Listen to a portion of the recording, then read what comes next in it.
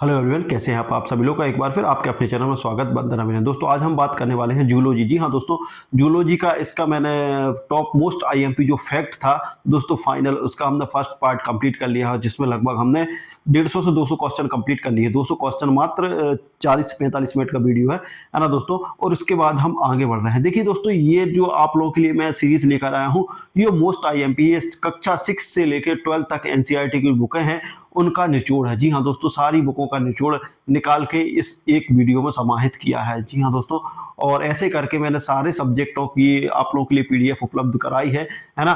तो यदि आप लोग भी लेना चाहें तो बिल्कुल आप लोगों के लिए ये पीडीएफ आप लोगों को मेरे व्हाट्सअप नंबर 78, देखिए मेरा व्हाट्सअप नंबर 7828657271 पर मैसेज करके प्राप्त कर सकते हैं। इस पर आपको मैसेज में लिखना है कि हमें वन लाइनर आईएमपी फैक्ट वाली आईएमपी फैक्ट चाहिए, तो उसके बाद आप लोगों को बता दिया जाएगा किस तरीके से मिल पाएगा। और इसके लिए एक छोटा सा मामूली सा कॉस्ट भी रखा है दोस्तों, जो 100 रुपये है। 100 रुपये में आप लोग ये पीडीएफ प्राप्त कर सकते हैं। पहले इसका कॉस्ट काफ़ी ज़्यादा था, है ना, उसके बाद मैंने इसको कम करके 100 रुपये कर दिया है। अब 100 रुपये में आप लोग बिल्कुल ईजी तरीके से खरीद सकते हैं। और दोस्तों इससे सिलेक्शन 100% हो जाएगा, है ना। और जब आपका सिलेक्शन हो जाए तो दोस्तों बाकी का जो 100 रुपये आप लोगों का बच रहा है वो आप लोग बाद में पे करेंगे। कब? जब आपका सिलेक्शन हो जाए, ठीक है ना। तो ये मामूली सा कॉस्ट देकर आप लोग बिल्कुल पीडीएफ प्राप्त कर सकते हैं। और दोस्तों आप लोगों को लेना चाहिए, क्योंकि इसमें पूरा निचोड़ है। क्योंकि आप लोगों को पता है, खास तौर पर देखिए, साइंस 30 नंबर का आ रहा है ना, सोशल साइंस 20 नंबर का आ रहा है। भाई हम मैथ की बात करें तो 20 नंबर का। जो साइंस और सोशल साइंस का पोर्शन जिसने कंप्लीट कर लिया, जो यहां से लगभग 40 नंबर खींचने में कामयाब हो जाता है, तो उसका सिलेक्शन समझ लेना का निश्चित हो जाएगा, है ना दोस्तों। उसका सिलेक्शन बिल्कुल 100% अभी लिख के दे रहा हूं कि उसका सिलेक्शन निश्चित हो जाएगा। ये आपके 40 नंबर बहुत मोस्ट आईएमपी। और दोस्तों यदि ये सारी पीडीएफ कंप्लीट कर लेते हो, क्योंकि साइंस का मैंने एक एक फैक्ट नहीं छोड़ा, और पूरी किताब की जगह मैंने पूरा निचोड़ उनमें डाल दिया। और इनका पता है इसमें पेज कितने हैं दोस्तों। यदि हम पेज की बात करें तो मुश्किल से, यदि आप जूलॉजी की बात कर रहे हैं, जूलॉजी और बॉटनी की बात कर रहे हैं, मतलब साइंस में देखिए साइंस के 3 पार्ट्स हैं, जूलॉजी, बॉटनी, है ना, जो किसमें आ जाएंगे, बायोलॉजी में, फिजिक्स और केमिस्ट्री, है ना। तो इनके सबके मैंने कुल मिला के आपको 6 पीडीएफ मिलेंगी। 6 पीडीएफ मतलब एक पीडीएफ को आप 2 घंटे में निपटा सकते हैं।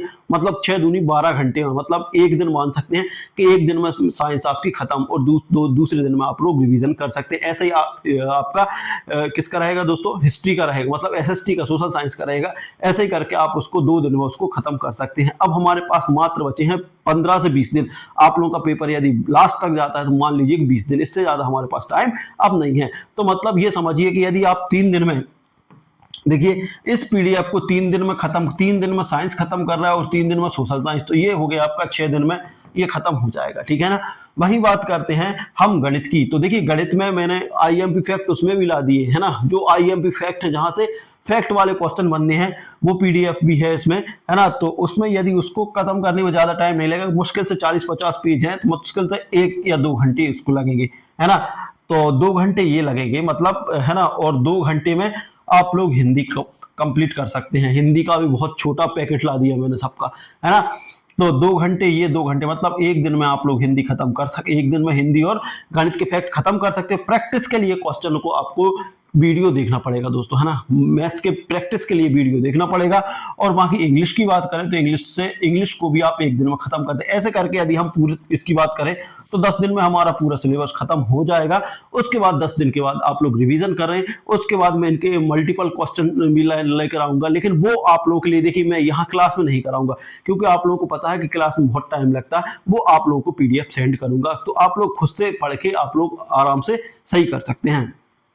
तो आप लोग यदि खरीदना चाहें तो बिल्कुल देर ना करें, है ना। लेना चाहें तो बिल्कुल देर ना करें, आज ही आप लोग ऑर्डर कर दें, है ना। व्हाट्सअप नंबर पे मैसेज कर दें और फटाक से आप लोग को पीडीएफ मिल जाएगा। और दोस्तों इससे तैयारी कर लें, क्योंकि ये लास्ट टाइम है ना। इसके बाद अब हमारे पास टाइम नहीं है। जो 15 दिन जो हमारे बच्चे हैं बहुत मोस्ट आईएमपी हैं। यदि इनमें आप लोगों ने पढ़ लिया, सिलेक्शन हो जाएगा। और नहीं पढ़ा दोस्तों तो जो स्थिति पहले थी वो अभी बनी रहेगी। तो दोस्तों अब हम शुरू करते हैं वीडियो, है ना। इससे पहले वाला वीडियो जरूर देख ले यदि जो लोगों ने नहीं देखा है, क्योंकि उसमें मोस्ट आईएमपी फैक्ट बॉटनी के बहुत, जूलॉजी के बहुत सारे कर लिए हमने। अब आगे बढ़ते हैं, ठीक है ना। 100 क्वेश्चन हम लोग कर चुके थे। अब उसके बाद करते हैं, देखिए इंसान में पाचन तंत्र का सबसे लंबा भाग कौन सा होता है। तो ये आप लोग क्या याद रख ले, छोटी आंत, है ना। कितना रहेगा, 2 सॉरी जो इंसान में पाचन तंत्र का सबसे लंबा भाग कौन सा होता है? छोटी आंत। आप लोग याद रख लें बहुत अच्छे से, ये क्वेश्चन पूछे। फेफड़ों की रक्षा के लिए कौन सी झिल्ली होती है? तो प्लूरा, है ना। प्लूरा जो रहती है झिल्ली, वो फेफड़ों की रक्षा करती है, ठीक है ना दोस्तों। ये 10-15 मिनट आप लोग देख लें, आपको खुद समझ में आ जाएगा कितना आईएमपी है आपके लिए, है ना। रक्त की श्वेत कणिकाओं को किस रोग से लड़ने के लिए जाना जाता है? जो रक्त की श्वेत कणिकाएं हैं उसको किस रोग से लड़ने के लिए जाना जाता है दोस्तों? तो संक्रमण। संक्रमण जो रहता है हमारे शरीर में, उससे लड़ने के लिए श्वेत रक्त कणिकाओं का श्वेत रक्त कणिका होती है। मूत्राशय में, है ना, मूत्र कितनी मात्रा में जमा हो सकता है? देखिए, जो हमारा मूत्राशय रहता है, जहां पर हमारी यूरिन बाथरूम इकट्ठी होती है, वो कितनी मात्रा में इकट्ठी हो सकती है?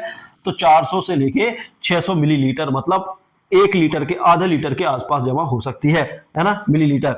रक्त का प्रमुख भाग क्या होता है? तो जो प्लाज्मा रहता है दोस्तों, वो रक्त का प्रमुख भाग रहता है। रक्त का प्रमुख भाग क्या रहता है दोस्तों?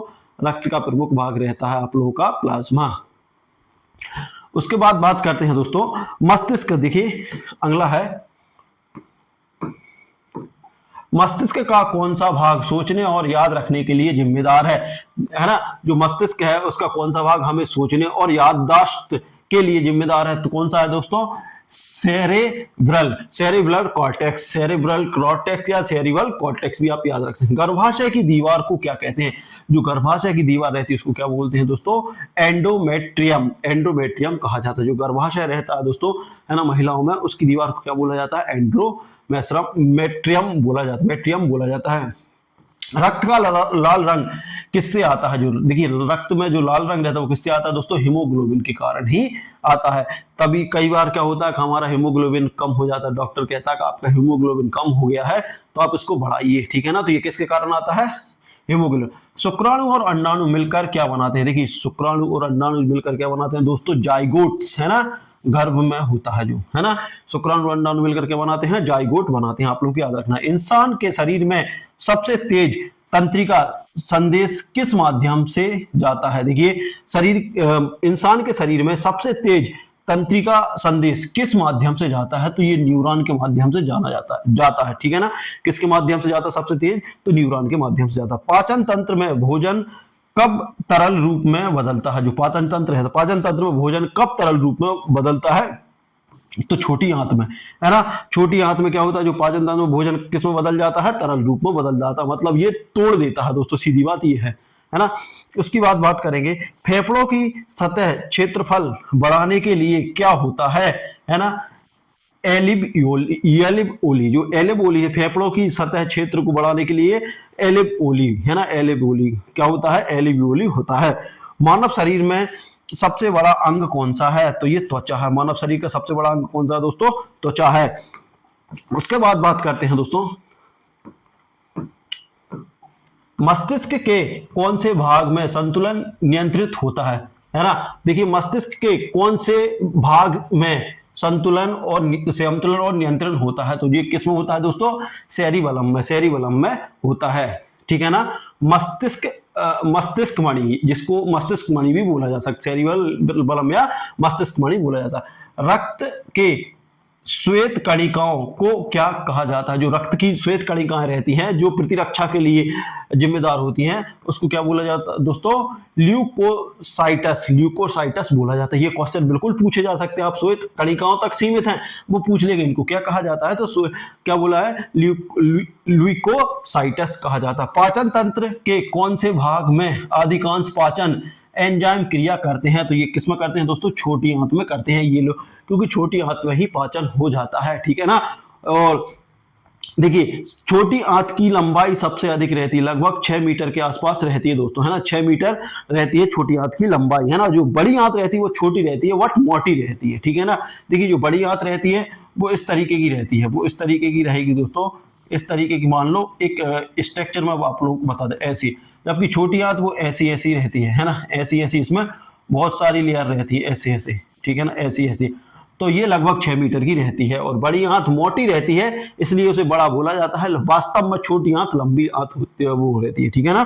तो छोटी आंत की लंबाई बड़ी आंत से अधिक होती है, ये आप लोग ध्यान रख लें। मानव शरीर में सबसे बड़ी हड्डी कौन सी है? देखिए मानव शरीर की सबसे बड़ी हड्डी कौन सी है? जांग की हड्डी, जिसे फीमर बोला जाता है ना। और मानव शरीर की सबसे छोटी हड्डी क्या रहती है दोस्तों? स्टेप्स रहती है, जो किसमें पाई जाती है? कान में पाई जाती है, ठीक है ना। हृदय की मांसपेशियों को क्या कहते हैं? जो हृदय की मांसपेशी रहती है उसको क्या बोलते हैं? मायोकार्डियम, मायोकार्डियम बोला जाता है। भोजन नली की दीवार के बाहर कौन सी परत होती है? जो भोजन नली रहती है दोस्तों, उसकी बाहर की दीवार कौन सी रहती है? भोजन नली की दीवार के बाहर कौन सी परत होती है दोस्ती? कौन सी होती है? एडवेंटिशिया होती है, ठीक है ना। शरीर से अपशिष्ट पदार्थ निकालने की क्रिया को क्या कहते हैं? देखिए जो शरीर से अपशिष्ट पदार्थ निकालने की क्रिया को बोलते हैं उत्सर्जन, है ना। या तो आप जो आपका यूरिन है, जो मूत्र है, उसको बाहर निकालो, या फिर आपका जो मल है, ठीक है ना, उसको बाहर निकालें, ठीक है ना।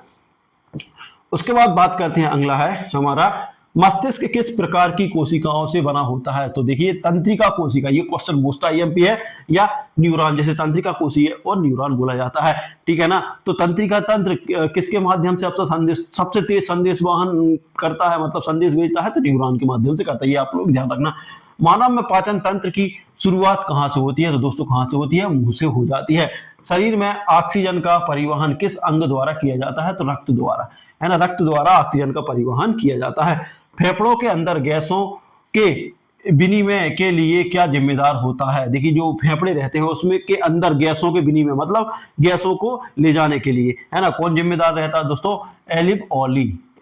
एलिबियोली जो रहता है उसके द्वारा ही फेफड़ों में ऑक्सीजन का परिवहन या फिर गैसों का परिवहन होता है।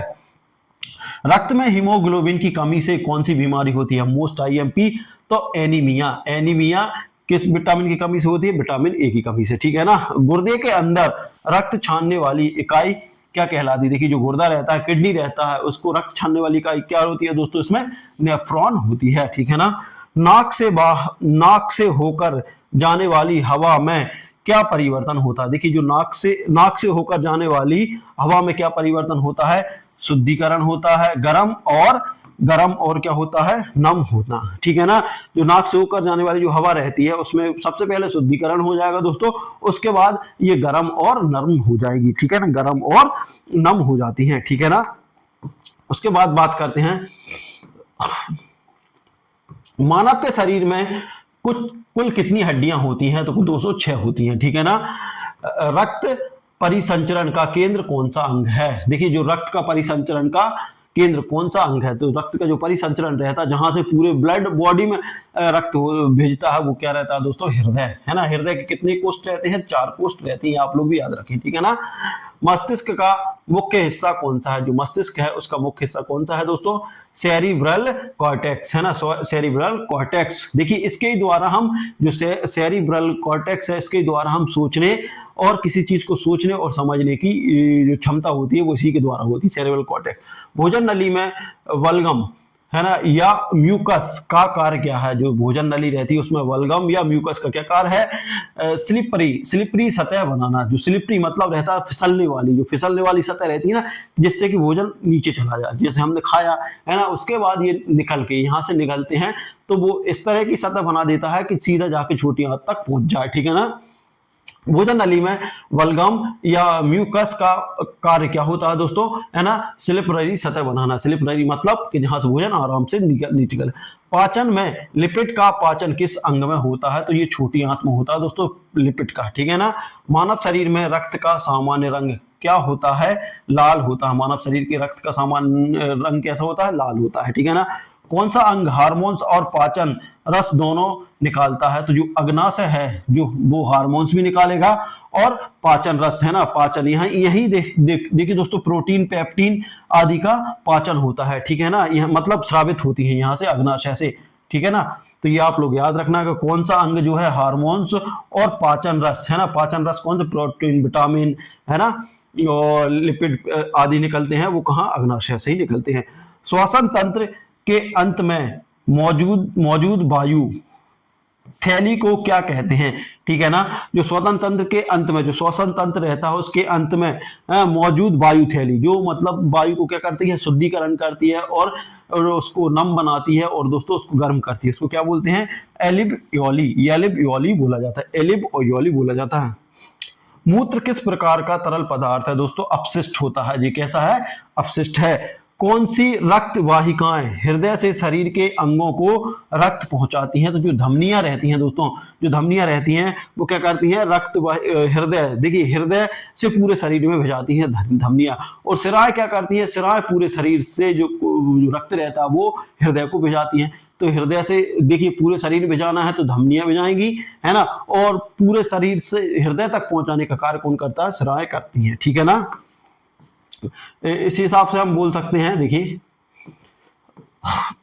कौन सी रक्त वाहिका शरीर से हृदय रक्त वापस लाती है? देखिए दोस्तों, कौन सी रक्त वाहिका जो है शरीर से, मतलब पूरे शरीर से हृदय में रक्त वापस लाती है, तो कौन सी है? जो शिराएं हैं, ठीक है ना। ये आप लोगों को ध्यान रखना है, ठीक है ना। शरीर में तंत्रिका संदेश किस गति से फैलते हैं? जो तंत्रिका का संदेश रहता है, देखिए शरीर में तंत्रिका संदेश, जो तंत्रिका द्वारा संदेश फैलते हैं वो 100 मीटर प्रति सेकंड, मतलब 100 मीटर प्रति सेकंड के हिसाब से फैलते हैं, ठीक है ना। पुरुष प्रजनन तंत्र में वीर्य कहाँ बनता है? तो दोस्तों अंडकोश में बनता है। जबकि प्रजनन तंत्र गर्भाशय किस काम आता है? प्रजनन तंत्र में गर्भाशय किस काम आता है? भ्रूण का विकास, जो भ्रूण रहता है उसके विकास के लिए ही गर्भाशय काम आता है। रक्त में सफेद रक्त कोशिकाओं की भूमिका क्या होती है दोस्तों? रोगाणुओं से लड़ना, ठीक है ना। रोगाणुओं से लड़ना इनकी मुख्य भूमिका। पाचन तंत्र में प्रोटीन का पाचन कहाँ होता है दोस्तों? जो प्रोटीन रहती है उसमें अमाशय और छोटी आंत दोनों में होता है। पाचन तंत्र में प्रोटीन का पाचन कहाँ होता है दोस्तों? प्रोटीन का पाचन होता है अमाशय और छोटी आंत में। मस्तिष्क में समन्वय का कार्य कौन सा भाग करता है? जो समन्वय रहता है, मतलब सोचने समझने की क्षमता, वो कौन सा करता है? सेरिबेलम, सेरिबेलम या बोल सकते हैं हम उसको, ठीक है ना। तंत्रिका तंत्र में न्यूरॉन का कार्य क्या है दोस्तों? संदेश संचारित करना, जो संदेश रहते हैं उनको संचारित करना है इसका। इंसान की हृदय गति कितनी होती है? जो इंसान की हृदय गति रहती है लगभग 70 से 80 धड़कन प्रति मिनट रहती है दोस्तों। आपकी जो आपकी धड़कन रहती है वो 70 से लेकर 80 प्रति मिनट होती है, ठीक है ना। उसके बाद बात करते हैं पाचन तंत्र में कौन सा अंग सबसे अधिक अम्लीय होता है? तो जो अमाशय रहता है, आ से अम्लीय, आ से अमाशय, है ना। तो कौन सा अंग सबसे अम्लीय रहता है दोस्तों? अमाशय रहता है, ठीक है। फेफड़ों में ऑक्सीजन और कार्बन डाइऑक्साइड का आदान प्रदान कहाँ होता है दोस्तों? तो एल्वियोली में होता है, जो लास्ट में होता है। जो देखिए दोस्तों, जहां से हवा जाती है, फेफड़े का आखिरी हिस्सा रहता है एल्वियोली, है ना। वहां पर ही क्या होता है? ऑक्सीजन और कार्बन डाइऑक्साइड का आदान प्रदान होता है, ठीक है ना। मस्तिष्क के कौन से भाग से चेतना और सोचना संबंधित होता है? तो देखिए सेरिब्रल, है ना, कॉर्टेक्स, जो सेरिब्रल कॉर्टेक्स है उसमें ही क्या होता है दोस्तों? सोचना और चेतना का काम होता है, ठीक है ना। शरीर में अपशिष्ट पदार्थों का निष्कासन किस अंग से होता है दोस्तों? किडनी, है ना। जो किडनी रहती है, जिसकी इकाई रहती है न्यूरॉन, है ना, सॉरी नेफ्रॉन। ये आप लोगों से पूछा जा सकता है, किडनी, किडनी की इकाई, है ना, किडनी की इकाई क्या होती है दोस्तों? या किडनी की इकाई क्या होती है? गुर्दे की इकाई क्या होती है दोस्तों? तो ये क्या बोला जाता है? नेफ्रॉन, नेफ्रॉन होती है इसकी इकाई, क्या होती है? नेफ्रॉन इसकी इकाई होती है। अब उसके बाद बात करते हैं, अब किससे रिलेटिव क्वेश्चन आने वाले दोस्तों? अब क्वेश्चन आने वाले हैं मनुष्य में पेशीय समन्वय एवं नियंत्रण, है ना। मनुष्य में पेशीय समन्वय एवं नियंत्रण, लगभग हमने 2 चैप्टर आप लोगों के जो फर्स्ट यूनिट है साइंस की उसके कंप्लीट कर लिए हैं, ठीक है ना। पेशीय तंत्रिका तंत्र द्वारा किस रूप में नियंत्रित होता है? देखिए, जो पेशीय तंत्रिका तंत्र द्वारा किस रूप में नियंत्रित होता है? तंत्रिका आवेग द्वारा, है ना, तंत्रिका आवेग द्वारा नियंत्रित होता है। पेशी और तंत्रिका तंत्र का समन्वय क्या कहलाता है? जो पेशी रहती हैं, पेशीय और तंत्रिका तंत्र का समन्वय, मतलब आपस में मिलजुल क्या कहलाता है? न्यूरोस्कुलर समन्वय, है ना, न्यूरोस्कुलर समन्वय, न्यूरोस्कुलर समन्वय कहलाता है ना। सबसे छोटी पेशी इकाई क्या है दोस्तों? तो ये आप लोग को याद रखना है, मायोफाइब्रिल, है ना, मायोफाइब्रिल होती है सबसे छोटी पेशी। सबसे छोटी पेशी इकाई क्या होती है दोस्तों? मायोफाइब्रिल होती है। पेशी का मुख्य घटक कौन सा प्रोटीन है? देखिए, जो पेशी का मुख्य घटक कौन सा प्रोटीन है? तो एक्टिन और मायोसिन, है ना, एक्टिन और मायोसिन है जो मुख्य घटक है किसका?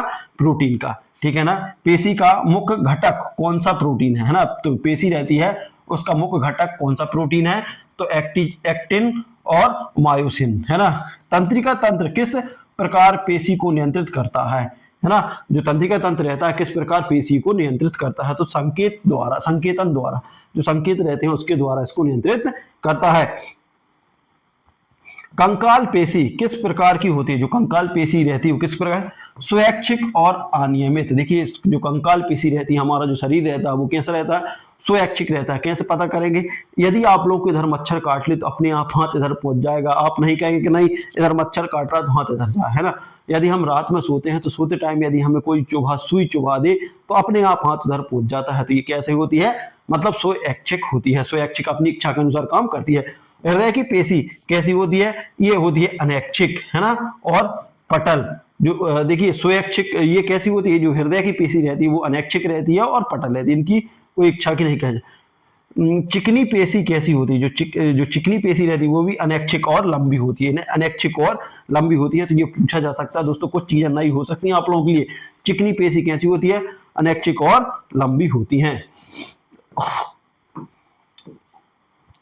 पेशी तंत्रिका तंत्र से संदेश प्राप्त करने के लिए क्या होता है, जो रहता है पेशी तंत्रिका तंत्र से संदेश प्राप्त करने के लिए क्या होता है दोस्तों, स्नायु अंत, स्नायु अंत होता है, ठीक है ना।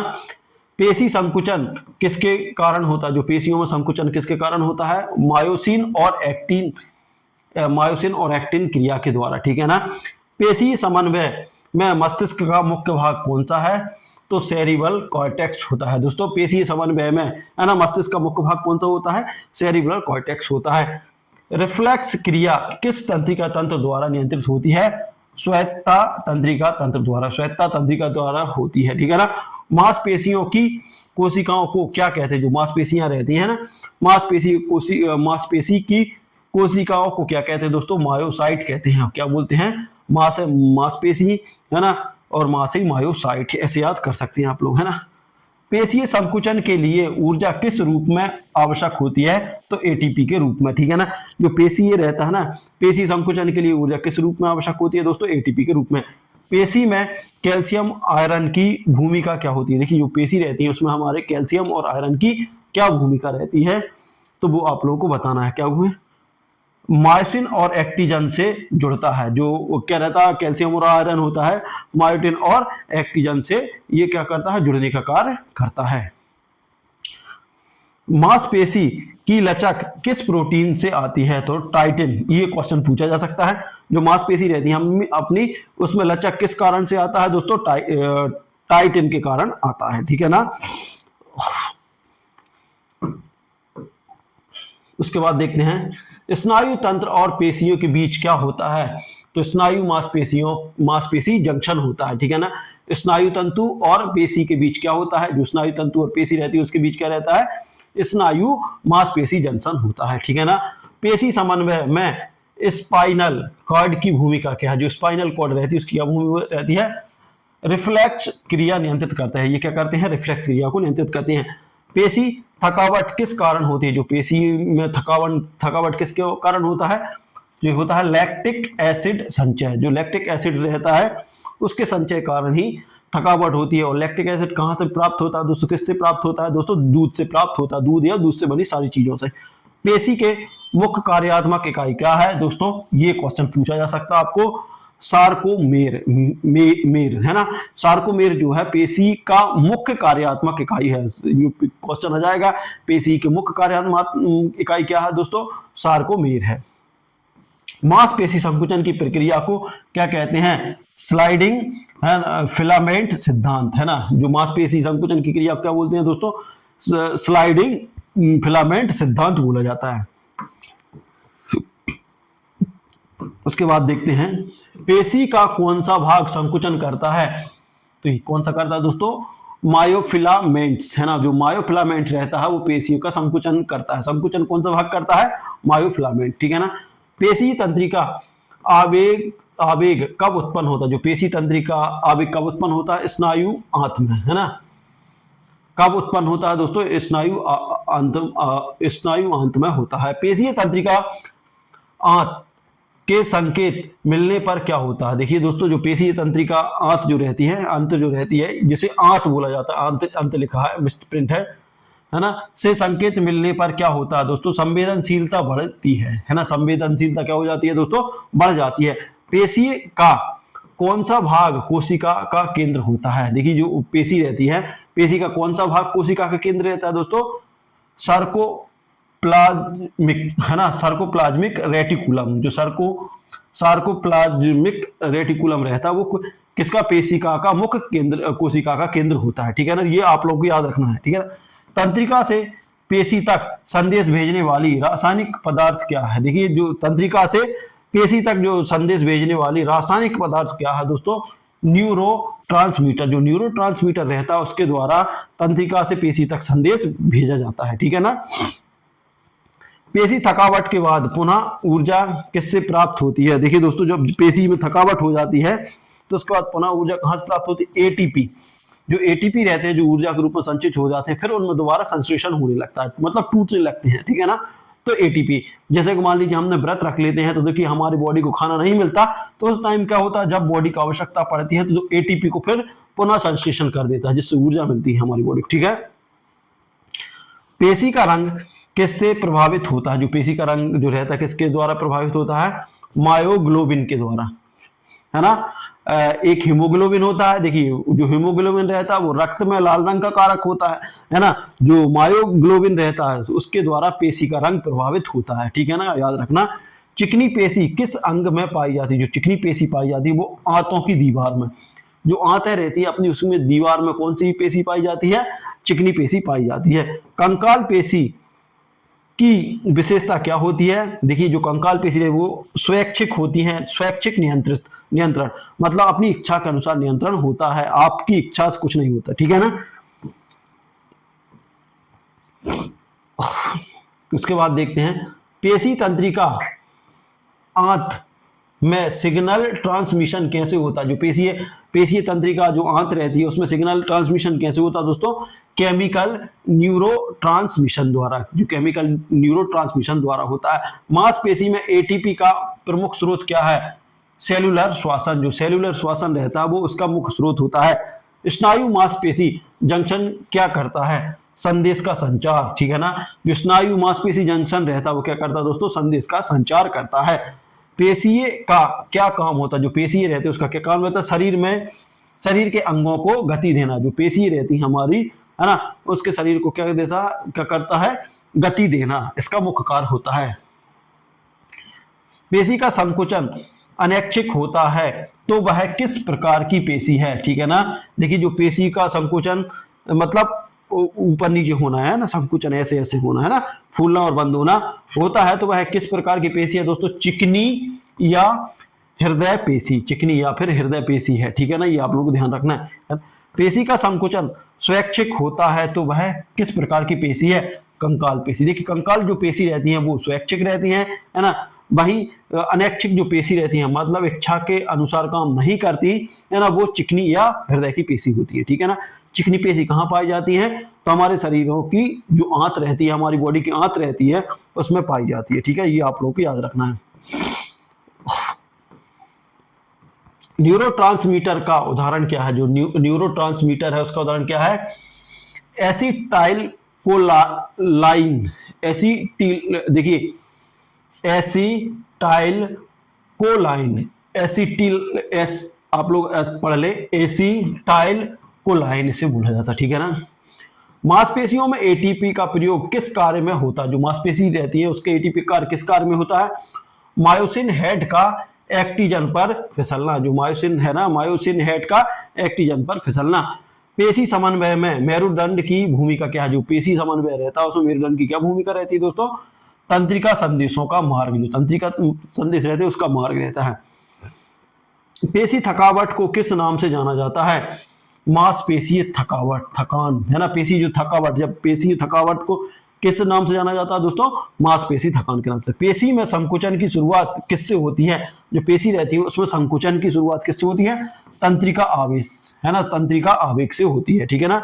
मांसपेशियों में कैल्शियम आयनों का उत्सर्जन कहाँ होता है, जो मांसपेशियां रहती हैं उसमें कैल्शियम आयनों का उत्सर्जन कहाँ होता है दोस्तों, तो ये आप लोगों को याद रखना है। सार्कोप्लाज्मिक रेटिकुलम में, है ना, सार्कोप्लाज्मिक रेटिकुलम में इसका होता है, ठीक है ना। पेशी संकुचन में एक्टिन और मायोसिन की क्या भूमिका है ना, आपस में फिसलाना इनका कार्य है। तो जो पेशी संकुचन रहता है उसमें एक्टिन और मायोसिन की क्या भूमिका रहती है, तो ये आपस में फिसलती हैं, मतलब इनका आपस में फिसलाना इनका मुख्य कार्य रहता है। पेशी संकुचन में एटीपी की कमी से क्या होता है, थकावट आती है। देखिए जब एटीपी कम हो जाते हैं तो थकावट आती है। जैसे आप लोगों ने देखा होगा कि जब आप व्रत रखते हैं, है ना, या भूखे रह जाते हैं, तो हमारी बॉडी में क्या हो जाता है, थकावट आ जाती है। ऐसा लगता है कि यार अब तो बॉडी काम नहीं कर पाएगी। क्या कारण होता है दोस्तों, एटीपी की कमी होती है, ठीक है ना। पेशी तंतु किस प्रकार के होते हैं, लंबे और बहुकोशीय। जो पेशी तंतु रहते हैं वो कैसे रहते हैं, लंबे और कैसे रहते हैं दोस्तों, बहुकोशीय होते हैं। मांसपेशी में ऊर्जा की आपूर्ति किस प्रकार होती है, ग्लूकोज से एटीपी निर्माण, ग्लूकोज से एटीपी के निर्माण के द्वारा ही मांसपेशियों में ऊर्जा की आपूर्ति होती है, ठीक है ना। उसके बाद बात करते हैं मांसपेशियों की लंबाई किससे नियंत्रित होती है। जो मांसपेशियों की लंबाई किससे नियंत्रित होती है, सार्कोमेर के संकुचन से। जो सार्कोमेर है उसके संकुचन से इसकी लंबाई नियंत्रित होती है। पेशी में कौन सा तत्व संकुचन के लिए आवश्यक है। देखिए पेशी में संकुचन के लिए कौन सा तत्व आवश्यक है, तो कैल्शियम। ये क्वेश्चन पूछा जा सकता है। पेशीय तंत्रिका आंत के बीच का स्थान क्या कहलाता है। जो पेशीय तंत्रिका और आंत के बीच का जो स्थान रहता है उसे क्या कहलाता है, स्नायु मांसपेशी जंक्शन कहलाता है, ठीक है ना। आप लोगों को ध्यान रखना है।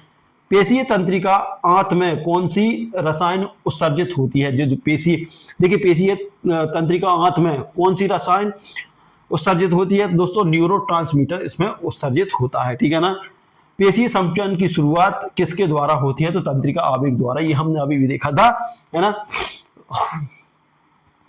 पेशी में ऊर्जा संग्रह किस रूप में होता है। जो पेशी में ऊर्जा का संग्रह किसके द्वारा, किस रूप में होता है, क्रिएटिन और फास्फेट के रूप में ऊर्जा संग्रहित होती है।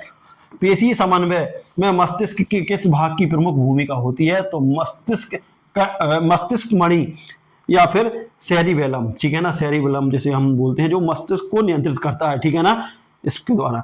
पेशी समन्वय में तंत्रिका तंत्र किस तरह मदद करता है, संकेत भेजकर मांसपेशियों को सक्रिय करता है। जो पेशी समन्वय में तंत्र की किस तरह मदद करता है, जो पेशी समन्वय में तंत्रिका तंत्र किस प्रकार मदद करता है दोस्तों, क्या करता है, संकेत भेज कर क्या करता है, मांसपेशियों को सक्रिय कर देता है ये, ठीक है ना। पेशीय नियंत्रण का आधार क्या है दोस्तों, तंत्रिका का आवेग और रसायन होता है। मांसपेशी कोशिकाओं में ऊर्जा उत्पादन कहाँ होता है दोस्तों, माइटोकांड्रिया में होता है। और माइटोकांड्रिया को ऊर्जा का पावर हाउस भी बोला जाता है। पेशी संकुचन के लिए आवश्यक कैल्शियम कहाँ से आता है, ठीक है ना, तो ये सार्कोप्लाज्मिक द्वारा आता है, सार्कोप्लाज्मिक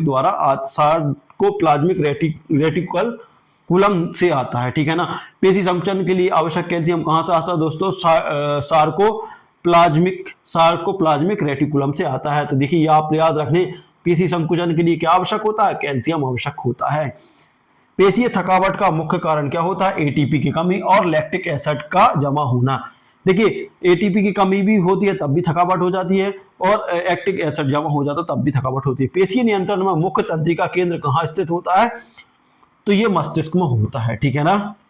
मांसपेशियों की लंबाई क्या होती है, लगभग 1 से 30 सेंटीमीटर। जो देखिए मांसपेशियों की लंबाई कितनी होती है दोस्तों, लगभग 1 सेंटीमीटर से लेकर 30 सेंटीमीटर की होती है। कंकाल पेशी की कोशिका कैसी होती है दोस्तों, बहुकोशीय और स्तरीय, है ना, बहुकोशीय और बहुस्तरीय होती है, ठीक है ना। चिकनी पेशी की संकुचन गति कैसी होती है, धीमी और स्थायी होती है ना, धीमी होती है और स्थायी होती है। जो चिकनी पेशी रहती है ना, कहाँ, जो आंत की बाहर रहती है ना, उसकी गति कैसी रहती है दोस्तों, धीमी रहेगी और स्थायी रहेगी, ठीक है ना। पेशी समन्वय किस प्रकार का नियंत्रण है, तंत्रिका और रासायनिक, ठीक है ना। जो पेशी समन्वय किस प्रकार का नियंत्रण है, तंत्रिका और रासायनिक है, ठीक है ना।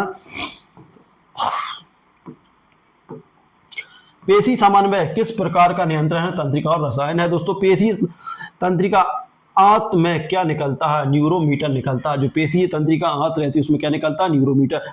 पेशीय की ऊर्जा आपूर्ति का सबसे तेज स्रोत क्या है दोस्तों, क्रिएटिन फास्फेट। ये क्वेश्चन पूछा जा सकता है। पेशी की ऊर्जा आपूर्ति मतलब जो पेशी में ऊर्जा की आपूर्ति हो जाती है, मतलब कम ऊर्जा रहती है, तो सबसे तेज स्रोत क्या है दोस्तों, क्रिएटिन फास्फेट होता है। पेशीय नियंत्रण के लिए तंत्रिका तंत्र का कौन सा भाग है, जो पेशीय नियंत्रण के लिए तंत्रिका तंत्र का कौन सा भाग है दोस्तों, मस्तिष्क और मेरुदंड। जो मस्तिष्क रहता है और मेरुदंड इसको नियंत्रित करता है। पेशीय थकावट किस प्रकार की समस्या है, ऊर्जा की कमी। देखिए ऊर्जा की कमी मतलब भोजन नहीं करोगे तो ये कमी आ जाएगी। पेशी संकुचन किस सिद्धांत पर आधारित है दोस्तों, स्लाइडिंग और फिलामेंट थ्योरी। जी ये क्वेश्चन पूछा जा सकता है, ठीक है ना। किससे, पेशी संकुचन किस सिद्धांत पर आधारित है दोस्तों, स्लाइडिंग फिलामेंट थ्योरी, स्लाइडिंग और फिलामेंट थ्योरी, ठीक है ना। पेशी तंत्रिका संचार में न्यूरो ट्रांसमीटर की भूमिका क्या है दोस्तों, संदेश संचरण, संदेश संचार, ठीक है ना। पेशी तंत्रिका संचार में है ना, इसका न्यूरो ट्रांसमीटर का क्या कार्य है दोस्तों, संदेश का संचार करना, ठीक है ना। मांसपेशी में कैल्शियम की कमी से क्या प्रभाव पड़ता है, संकुचन कमजोर हो जाता है। जब कैल्शियम कम हो जाता है दोस्तों तो पेशियों में संकुचन कम हो जाता है ना।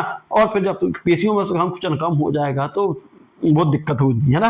पेशी में संकुचन में एटीपी की भूमिका क्या है दोस्तों, ऊर्जा देना। जो एटीपी रहता है वो ऊर्जा देता है जब संकुचन होता है पेशियों में, ठीक है ना।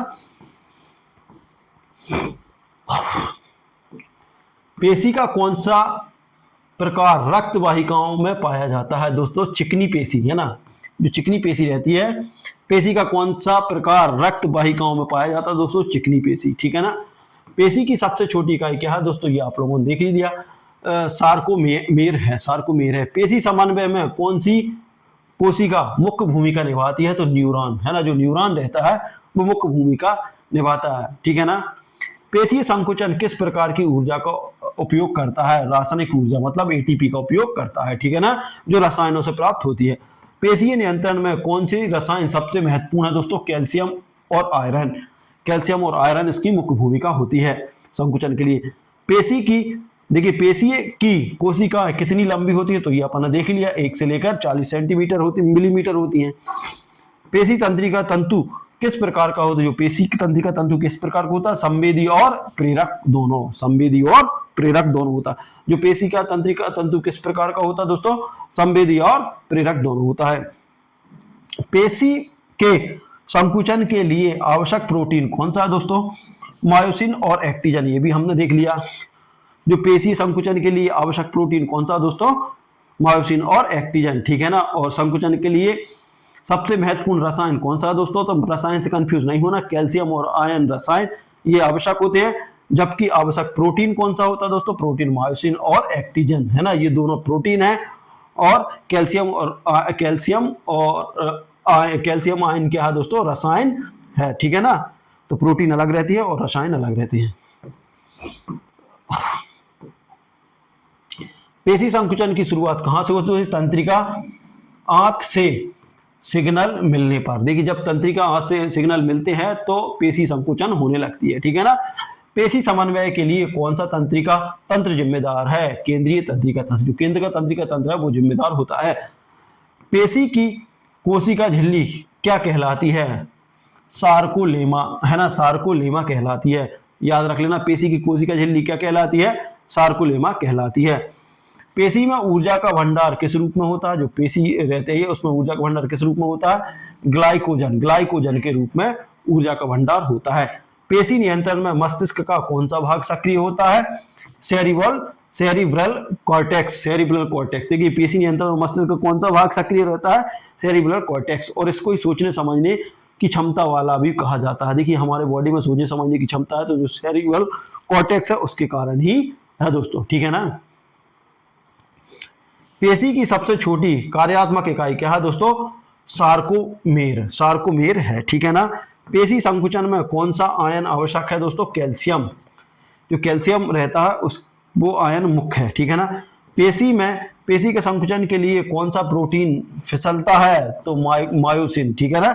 पेशी के संकुचन के लिए कौन सा प्रोटीन फिसलता है दोस्तों, मायोसिन, ठीक है ना। ये आप लोगों को याद रखना है। उसके बाद बात करते हैं, देखिए संबंधित हमारे पास 10 और बचे हैं।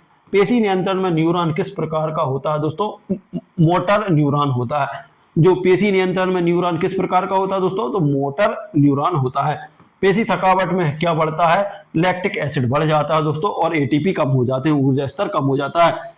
पेशी तंत्रिका आंत में कौन सी रसायन स्रावित होती है ना? जो पेशी का तंत्रिका आंत में कौन सी रसायन स्रावित होती है दोस्तों? एसिटाइल कोलाइन, देखिए एसिटाइल कोलाइन स्रावित होती है। पेशी समन्वय में मेरुदंड की भूमिका क्या है ना? तो तंत्रिका सिग्नल का संचार करता है। जो मेरुदंड रहता है हमारा, जो पीछे वाला भाग, वो तंत्र संचार को सिग्नल को संचारित करता है। पेशी की कोशिका झिल्ली का नाम क्या है दोस्तों? सार्कोलेमा, ये याद रख लेना। पेशी की जो कोशिका झिल्ली रहती है उसको क्या बोलते हैं? सार्कोलेमा। पेशी संकुचन के लिए एटीपी की क्या भूमिका है? ऊर्जा का प्रदान करता है। ये एटीपी रहता है वो ऊर्जा का प्रदान करता है। पेशी तंत्रिका तंत्र, पेशीय तंत्रिका आंत से संकेत किस रूप में पहुंचता है? तो रासायनिक और विद्युत संकेत, है ना? क्या होता है? पेशी तंत्रिका आंत से संकेत किस रूप में पहुंचता है दोस्तों? रासायनिक और विद्युत संकेत, है ना? पेशी में कैल्शियम आयन किस संरचना से मुक्त होते हैं? ये आप लोग को याद रखना है। सार्कोप्लाज्मिक रेटिकुलम, है ना? सार्कोप्लाज्मिक रेटिकुलम की जो संरचना है उससे मुक्त हो जाते हैं। ठीक है, उसके बाद बात करते हैं हम पेशी में संकुचन की प्रक्रिया किस सिद्धांत पर आधारित है? स्लाइडिंग और फिलामेंट। ये मोस्ट आईएमपी आप लोग याद रख लेना। पेशी की थकावट को कैसे कम किया जा सकता है? पर्याप्त आराम और पोषण से। जो पर्याप्त हमें आराम करना चाहिए और पोषण से ही हम पेशी की थकावट को दूर कर सकते हैं। पेशी संकुचन की क्रिया किस अंग द्वारा नियंत्रित होती है? तो ये मस्तिष्क द्वारा नियंत्रित होती है। ठीक है ना? इस तरीके से दोस्तों ये पेशी वाले जितने क्वेश्चन थे लगभग ये हम कंप्लीट करने वाले हैं। लगभग ये आप लोगों के, है ना, ये 100 अब ये अलग अलग आ गया कि सेरिबल के क्या कार्य हैं। तो दोस्तों वीडियो बड़ा हो रहा है इसलिए हम इस वीडियो को यहीं खत्म करेंगे। तो दोस्तों ये था वीडियो, आप लोग को अच्छा लगा हो तो लाइक शेयर कर दीजिएगा और चैनल को सब्सक्राइब कर लीजिएगा। और दोस्तों ये मोस्ट आईएमपी फैक्ट है, मैं बार बार कह रहा हूं कि ये आप लोगों के लिए मोस्ट आईएमपी साबित हो सकते हैं, क्योंकि बार बार कह रहा हूं कि 30 नंबर की आपकी साइंस आनी है जो आप लोगों का सिलेक्शन डिसाइड करने वाली है। तो मिलते हैं अगले वीडियो में, तब तक जय हिंद जय भारत।